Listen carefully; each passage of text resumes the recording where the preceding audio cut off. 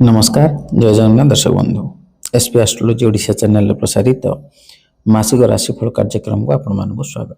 दर्शक बंधु आज आम आलोचना करवा फेब्रुआरी 2026 केमिति रहिबो राशि चक्रर षष्ठ राशि कन्या राशि व्यक्तिविशेष मान शुभाशुभ राशिफल विषय विस्तृत भाव आलोचना करवा प्रतिकार सहित किंतु ता पूर्व आपण मानक एक अनुरोध जदि आपण माने आम चैनल को प्रथम थर के आसी था वीडियो को लाइक करूँ शेयर करूँ और चैनल को सब्सक्राइब कर पाखे बेल आइकन को प्रेस करूँ। तो दर्शक बंधु चलते आरंभ करवा आज आलोचना जे फेब्रुआरी मासरे कन्या राशि व्यक्तिविशेष मान शुभाशुभ भाग्यफल। दर्शक बंधु ये कन्या राशि जार अधिपति ग्रह होचंदी युवराज बुध शुभवार रविवार बुधवार शुक्रवार घातवार शनिवार शुभ संख्या 5 6 8 शुभ रंग सबुज धला नील।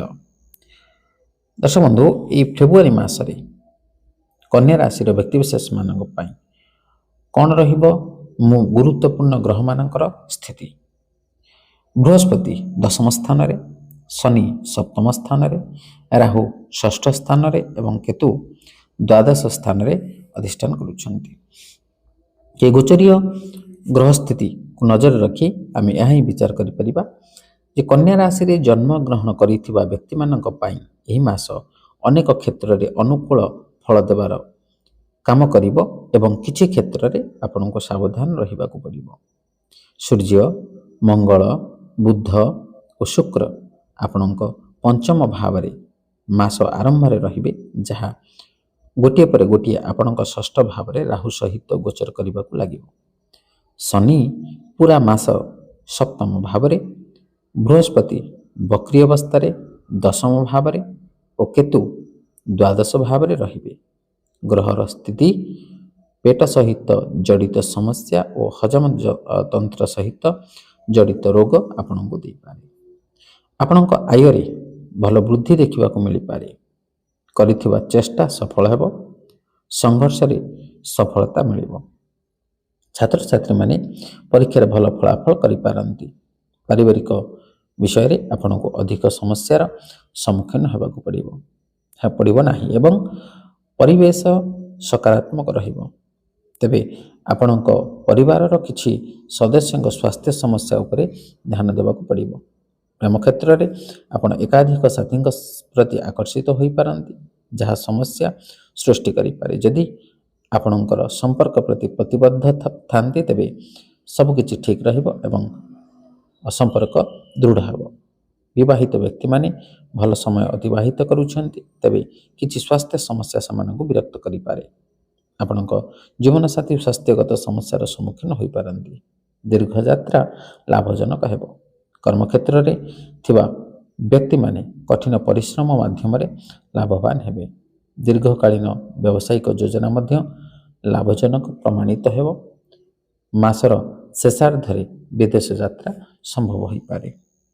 दर्शक बंधु जो गुरुत्वपूर्ण ग्रह मानक विषय में आलोचना करते प्रथमे तो से गुरुत्वपूर्ण ग्रह मानकर व्यक्तिगत फल कथा जदि आम आलोचना करिबा तेबे बृहस्पति जे कि देवगुरु ऐसे बृहस्पति ग्रह धन धान्यर कारक विद्या बुद्धिर कारक यश कीर्तिर कारक आध्यात्मिकतावादी कारक समस्त प्रकार सकारात्मक दिगर कारक होचंती बृहस्पति।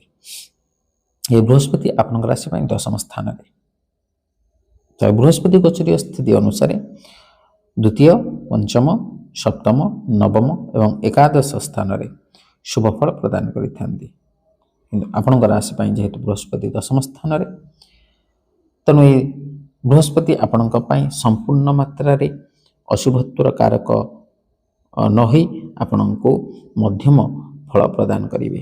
कारण दशम स्थानटी होछि आमे कर्मर विचार करिथांती कर्मर घर तेणु कर्म भाव रे बृहस्पति अछंती तेणु एतेटा आपणको खराब फल देबे नाही। विशेष करी जदि आपण व्यवसाय वाणिज्य क्षेत्र रे अछंती तबे ए समय मध्ये आपण आशानुरूप लाभ न करि पारिले मध्य आपणकर आय ठीक ठाक रहिबो। आपण क्षति सम्मुखीन करिवे नाही। व्यवसाय क्षेत्र रे आपणकर पार्टनर जदि आप पार्टनरशिप व्यवसाय करुँचे तेज आप पार्टनर आपन को 70 ରୁ 80% आपन को सपोर्ट दे पारती। यदि शेयर मार्केट अर्थ विनियोग करुँच तेज ये समय मध्य आपण टे धैर्यर सहित अपेक्षा करूँ बुझी विचारी अर्थ लगातु ना आकस्मिक भाव में आपणकर अर्थ आर्थिक क्षेत्र में आप क्षति पड़ पारती। एवं जो मैंने आध्यात्मिक क्षेत्र अच्छा से समय मध्य सामान्य मन फेराई आनी पारती भगवत प्राप्ति दिगरु। एवं विद्यार्थी माने जो माने अध्ययन क्षेत्र अच्छा विशेषकर उच्च शिक्षा क्षेत्र में से माने ए समय मध्य आशानुरूप फल प्राप्त कर न पारती। जदि आप परिश्रम करेंगे निरंतर भाव में परिश्रम करते तेज निश्चित भाव में आपन को बृहस्पति सफल देवे सफलता कराइबे एवं आपण जश कीर्ति अर्जन करें। द्वितीय जदि आम शनि कथा आलोचना करवा तेज शनि होती सत्यर देवता न्यायर देवता कर्मकारक ग्रह। आपण राशि वर्तमान शनि सप्तम स्थान में गोचरीय स्थिति अनुसार शनि 4टी स्थान में शुभ फल प्रदान करते तृतीय षष्ठ दशम और एकादश। आपण राशि सप्तम भाव में शनि एवं सप्तम भाव आम साधारण भाव में पत्नी विचार करें तेणु से पत्नी घरे सप्तम स्थान में शनि रही विशेष भाव में आपण पत्नी जनित कष्ट अनुभव करें पत्नी स्वास्थ्यगत समस्या नहीं आप चिंतित रही पारती। एवं कर्म क्षेत्र जदि आम आलोचना करवा तेज कर्म क्षेत्र में आप सामान्य समस्या अनुभव करें आपणकर उच्चपदस्थ कर्मचारी आपण सामान्य रूप से समस्या सम्मुखीन आपण हो पारती। कर्म क्षेत्र में अस्थिरता देखा दे पारे किंतु आपण धैर्यर सहित जदि सत मार्ग अच्छा न्याय मार्ग अच्छा तेज शनि आपन को निश्चित भाव में सहायक हे। जो मैंने नूतन भाव में कर्म प्राप्ति निमित्त आवेदन करुँच ए समय अनुकूल नहेले नुहे तथापि आपण चेष्टा जारी रखु निरंतर भाव में चेष्टा करूँ निश्चित भाव में सफलता प्राप्त करेंगे। राहु एक षष्ठ स्थान अच्छा जे कि आपण राशि शुभ फल प्रदायक और केतु द्वादश स्थान में आपण अशुभ फल प्रदायक। तेणु दर्शक बंधु ये जो आम आलोचना कले विस्तृत भाव में शुभ और अशुभ फल से अशुभ फल को परित्याग करी शुभ फल प्राप्त करने निमंते केते गुड़िए प्रतिकार विषय में आलोचना करवा। से प्रतिकार गुड़िक हूँ आपण माता त्रिपुरा सुंदरी को दर्शन करंतु बा सामान्य पूजा अर्चना करंतु कि शिव को दर्शन करंतु आपण ना और गोत्र क्षीर लगे करेंगे गंगा जल लगे करेंगे। प्रतिदिन दुर्गा चालीसा पाठ करंतु कि हनुमान चालीसा आपण पाठ करेंगे कि शनिवार दिन शनि चालीसा पाठ करंतु और बुधवार दिन भगवान श्री महाविष्णु को श्री विष्णु सहस्रनाम स्तोत्र पाठ करंतु। यह करने द्वारा आप निश्चित भाव में सफलता प्राप्त करेंगे।